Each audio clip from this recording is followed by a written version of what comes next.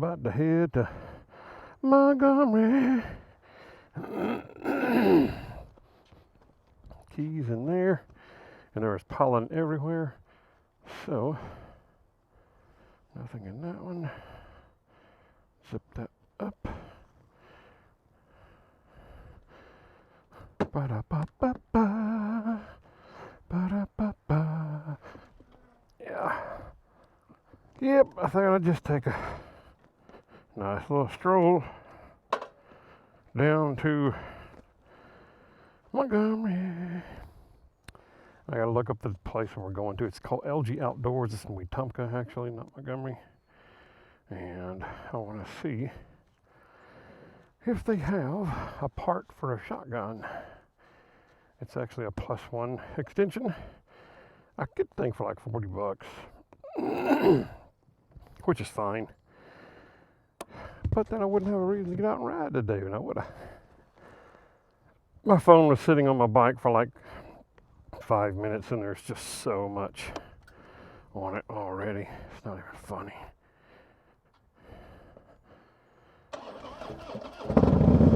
Okay.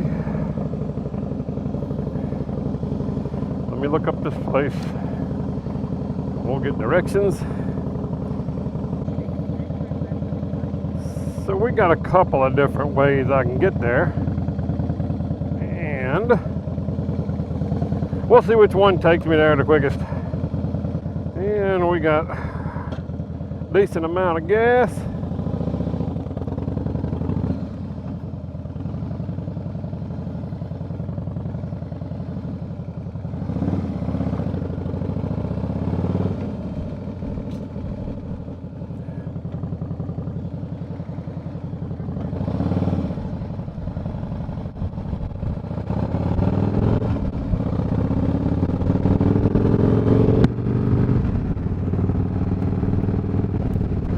In the 70s today.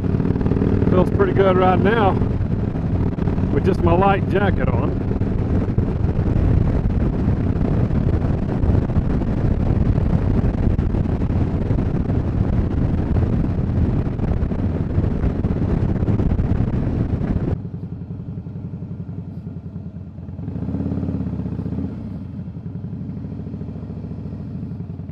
Come on, fuck, y'all go.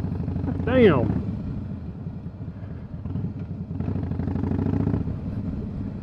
Figure out where you're going? Oh, it takes me forever. Yeah, I got bad road rage.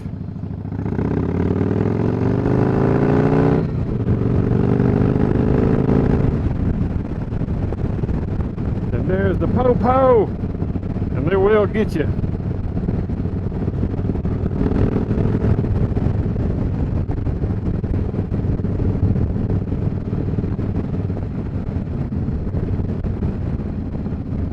I'm gonna swing up here and top off on gas, so just because I can. Well, I will if this person decides to go. It's $3.99.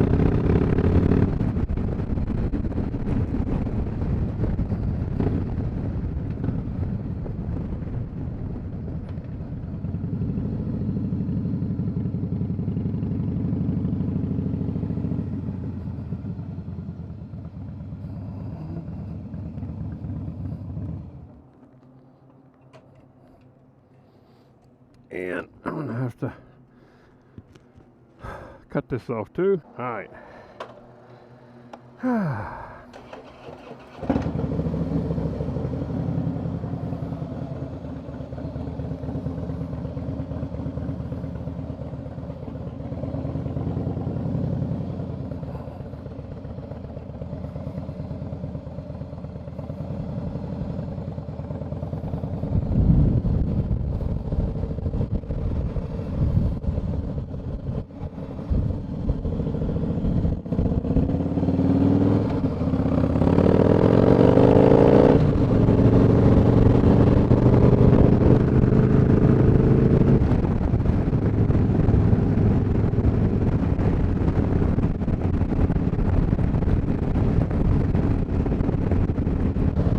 See if I can drink this through here.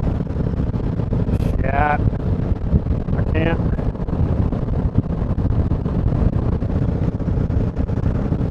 Yeah, boy. I got that visor opened up.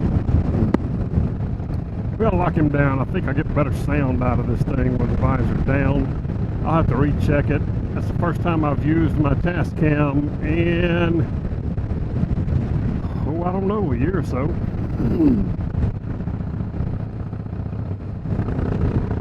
So we're going to see how it sounds today and if it's doing good. And I hope there's enough battery. I put brand new batteries in the task cam. I didn't bring any extras though.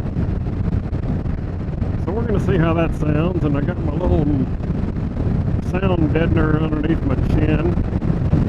But it's windy today. They got some very serious storms over west of us in Mississippi. It's supposed to it said down in Columbus, Mississippi, right across from Tuscaloosa. There's going to be some bad storms today. We'll have to see. Hope, pray them folks are safe and nobody gets hurt.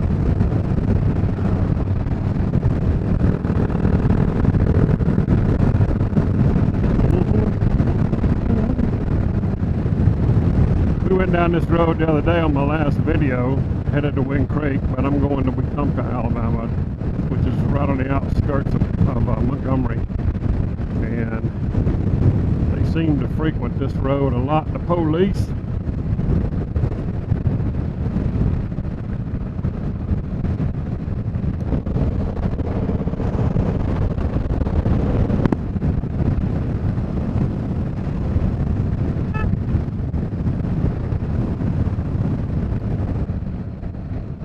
Alright, we're about to cross another part. It's Kalijah.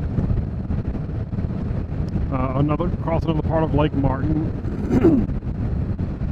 which is the same lake that we saw on my video the other day down at Wind Creek. It's all the same lake.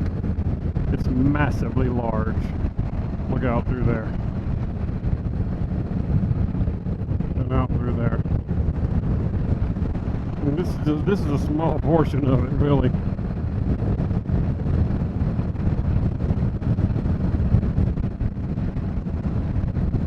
White House.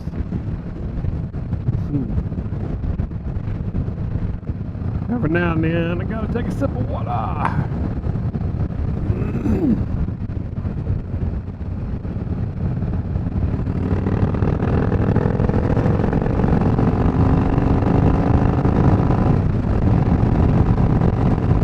I love the power this bike has.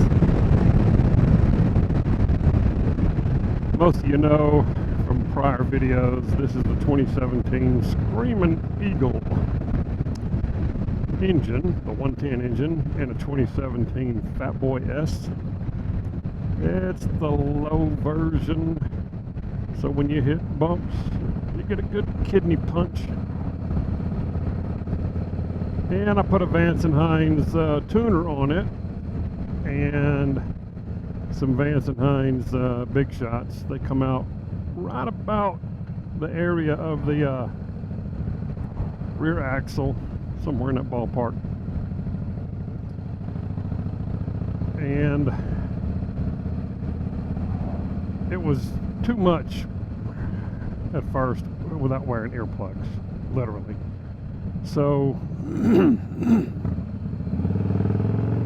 I bought a pair of baffles, quiet baffles, they say. Knocks about 2 to 3 decibels off. That's it.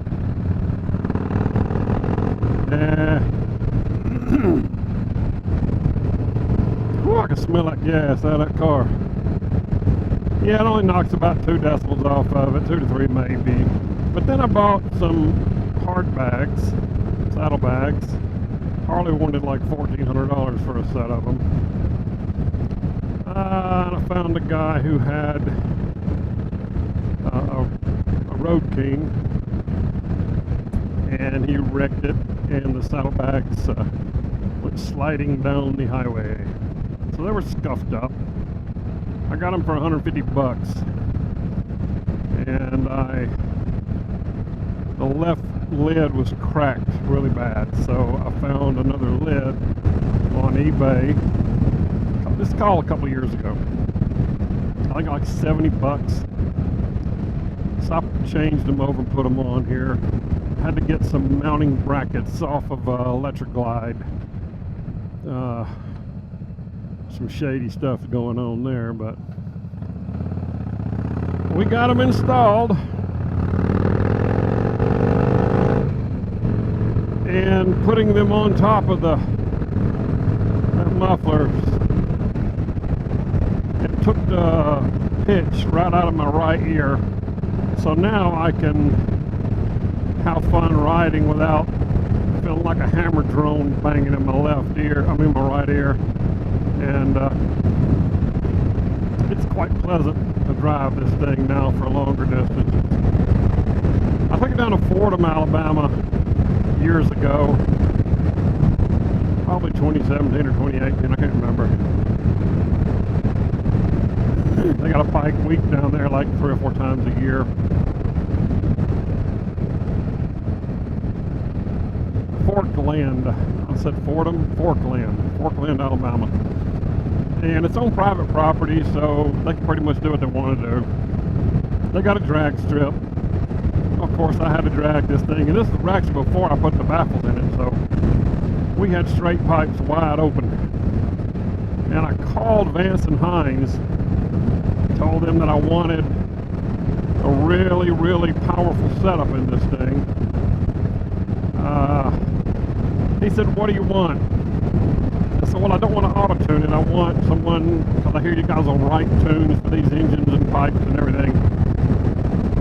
And I told him everything, all the specs of the bike, and I said, "When I crack the throttle, I want this bad boy to sound off." He goes, "Alrighty, give me about 30 minutes, I'll call you back, you'll hook up your tuner, download the tune, put it in here, and oh wow, what a difference it made than the stock tune that came on this thing." So I took it down to Parkland and I hit the drag strip. First time I'd ever dragged a bike. I'm in a Harley, so I spun first, second, third gear. Second go around, I come off good. I missed second gear, and there was a guy. And the guy's bike was just like mine. I mean, same bike, same pipes, everything was identical.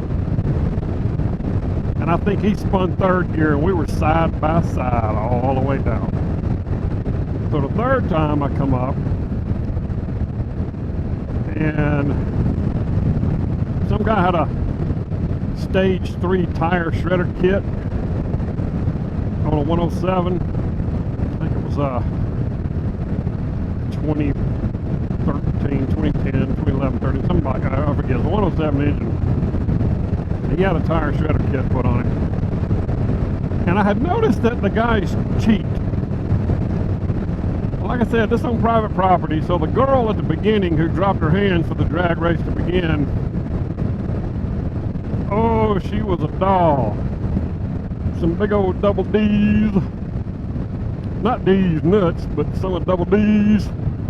And she didn't have a top on, so she kind of got my attention. And I noticed when she raised her hands up, right before she dropped her hands, she would lean her head down and the guys would take off then. So I come to figure out what's going on. Third drag strip, I'm going against the tire shredder guy. And we both left at the exact same time. And I roasted his ass. Oh man, I was probably a good bike length ahead of him when we crossed the finish line.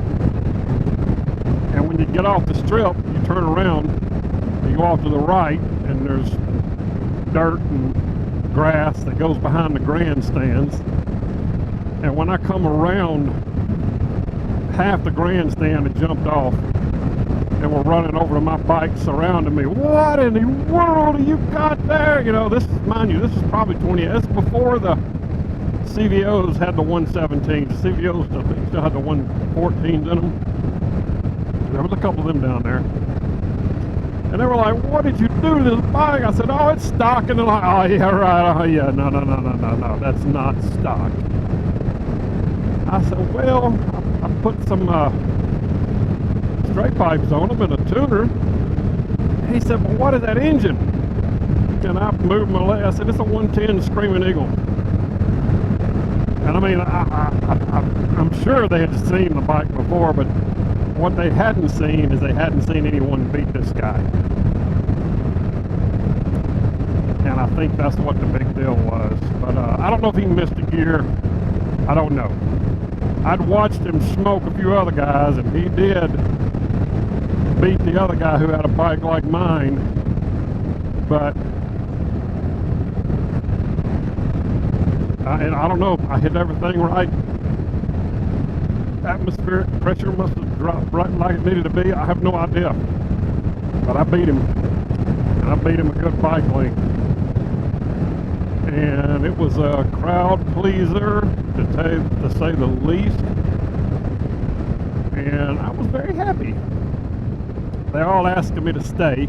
Guys are buying me beers and stuff. And I'm like, you know, I got a 250-mile drive back home tonight. I'm not going to drink a lot of beer. I had like 2, maybe 3 over a 4, 5, 6 hour period. But I wasn't going to drink as many as they was willing to buy me, that's for sure.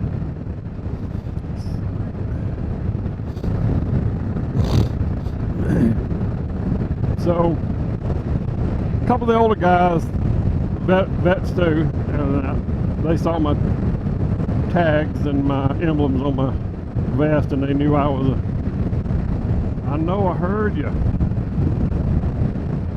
I don't know if y'all can hear, you might not be able to hear, my GPS is talking in my ear.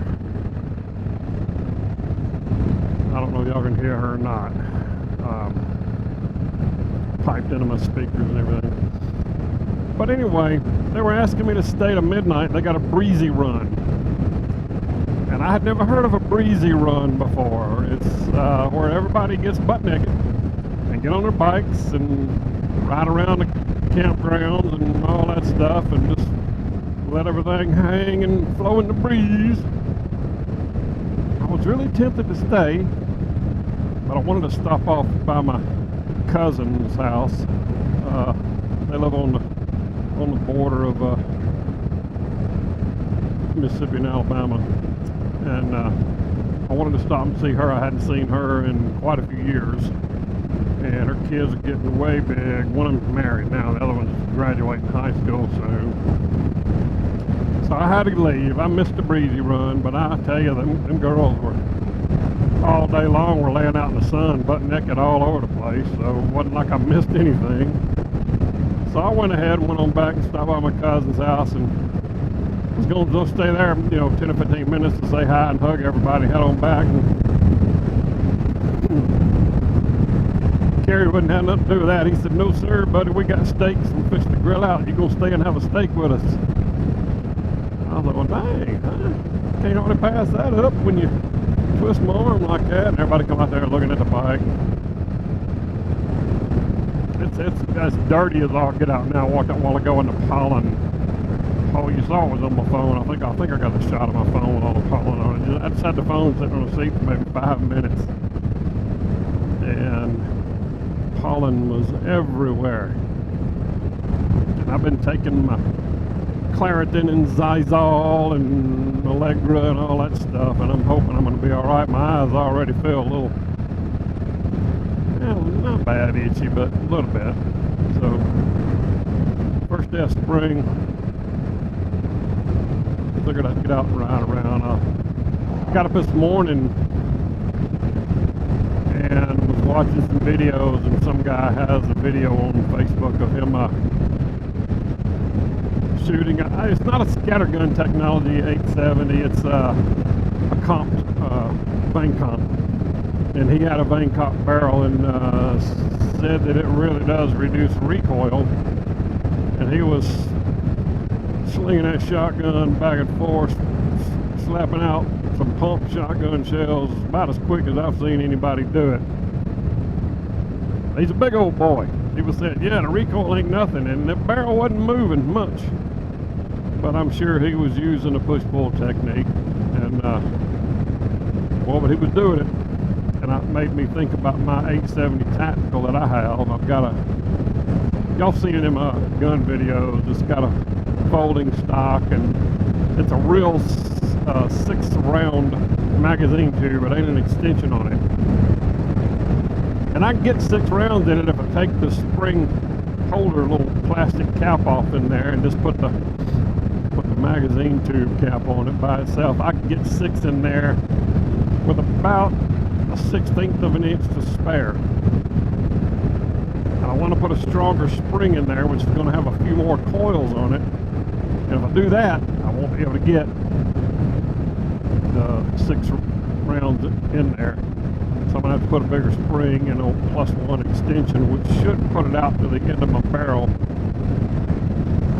It's Wilson Combat. And there's a company right down here in Wetumpka that's got them online. And I thought, well, I could buy it and it'll be here in 3 or 4 days.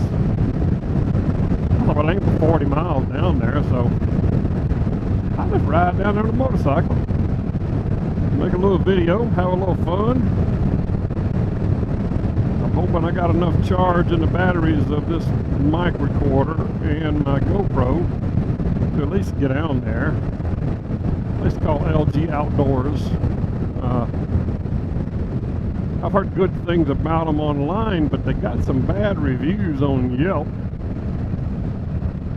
which don't tell you nothing. Somebody said they bought some boots and what didn't fit them, and they wasn't going to give them a refund or whatever. And I'm like, yeah, buying boots online, that's kind of hit or miss. It's best if you walk them all over and scuff up the bottoms of them and then try and return them and get a full price back. That ain't going to happen, and I'm guessing that's what happened. Because the people that I've talked to that have come down here and shopped with them like them.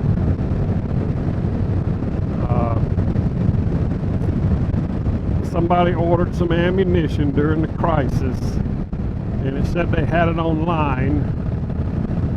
But you know, they sell that stuff day in and day out, and I don't know if their computer is linked up to their website, so when they sell a box, it shows, you know, they're out now. But somebody had ordered some ammunition online, and it said on the website they had it, and when they ordered it, it was gone. So they put it on a back order, and like they didn't even bother to email them and tell them that they had put it on back order. And I'm like, that's kind of a crappy thing to review the ammo during that crisis shortage last year when you couldn't find nothing in most gun stores. So I give that a pass. I ordered some from a couple of websites too that said they had 50 boxes in stock. I placed my order. One of them did email me and tell me, that they were out when I placed my order and that they were going to have to put it on back order.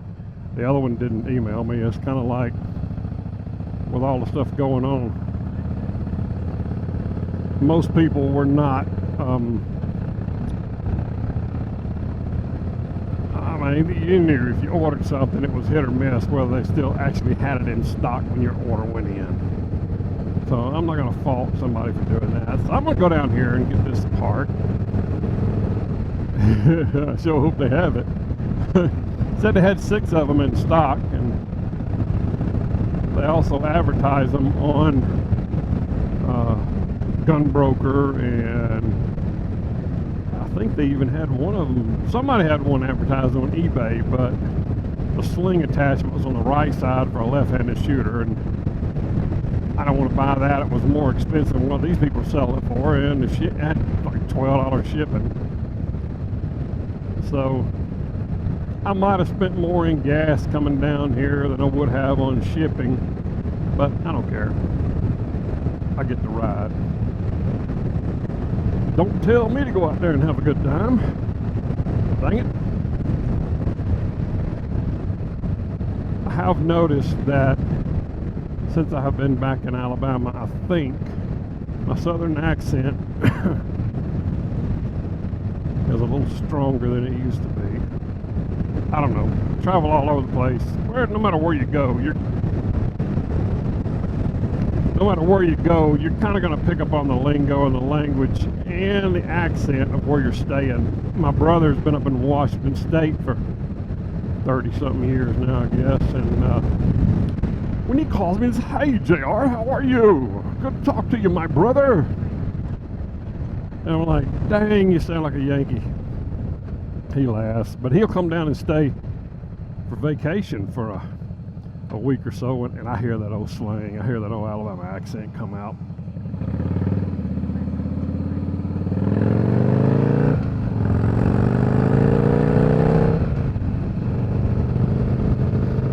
Reminds me of another funny story.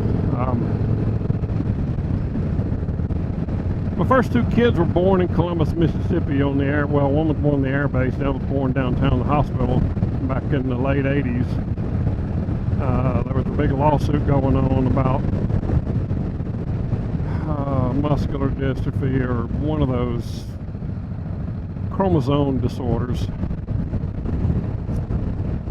And somebody tried to sue a doctor and said that when the doctor used those salad spoons to help pull the baby out, they gave the baby brain damage and it had muscular dystrophy or something to that effect.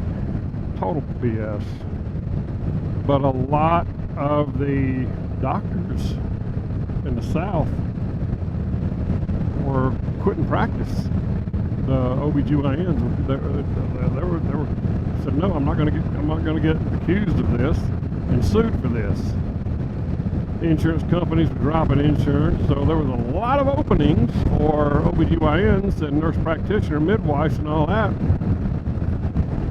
So with the military, them guys jumped ship from the military and went into private practice and made a killing, and that left a big shortage, so my daughter couldn't be delivered on base like my son was.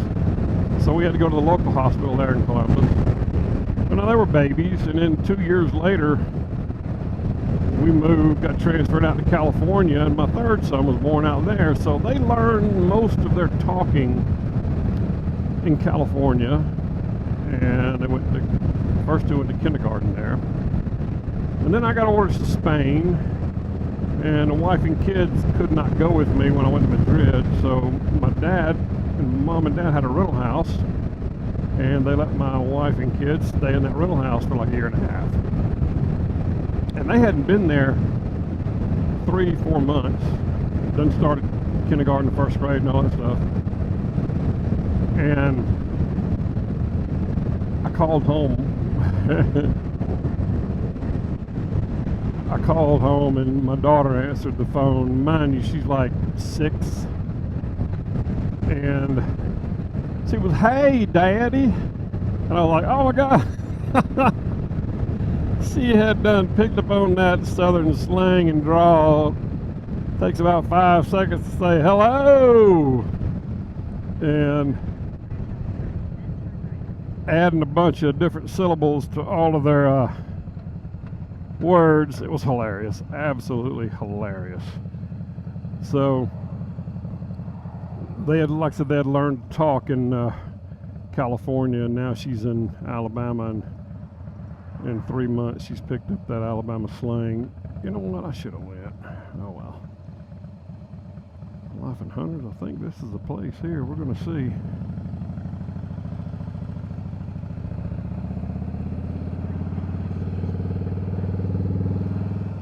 On the left, I don't know, maybe on the right. We're going to see. I don't know. It says on the left. Nothing up there but houses. And this here, hunting and fishing, LG, yeah, LG Outdoors. So we're here. Anyway, I'm gonna go in there and see if they got this part, and we'll holler at you guys later. Enjoyed it. Thank you much. Cornholio out.